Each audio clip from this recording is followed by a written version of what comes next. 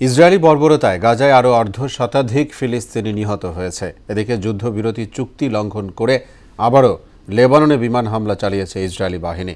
গ্রেফতার হতে পারেন এমন আশঙ্কায় পোল্যান্ড সফর বাতিল করেছেন প্রধানমন্ত্রী বেঞ্জামিন নেতানিয়াহু। অন্যদিকে বিমান বিধ্বস্ত হয়ে ব্রাজিলে 10 ও মেক্সিকোর পশ্চিমাঞ্চলে 7 জনের মৃত্যু হয়েছে।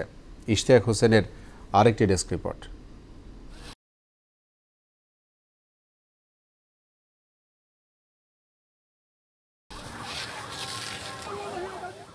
গাজায় ইসরায়েলি হামলা চলছেই। সবশেষ বিভিন্ন আশ্রয়কেন্দ্রে বিমান হামলা চালিয়ে আরও অর্ধশতাধিক ফিলিস্তিনিকে হত্যা করেছে নেতানিয়াহু সেনারা। এতে প্রাণহানি পৌঁছেছে 45,200-তে।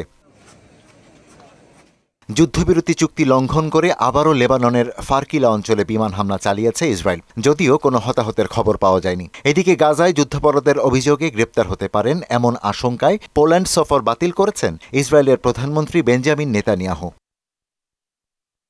ব্রাজিলের দক্ষিণাঞ্চলীয় গ্রামাডো শহরে একটি প্লেন বিধ্বস্ত হয়ে 10 জন নিহত হয়েছেন। উড্ডয়নের কিছুক্ষণ পরই আবাসিক এলাকায় বিধ্বস্ত হয় সেটি। এতে প্লেনের সব আরোহী নিহত হন।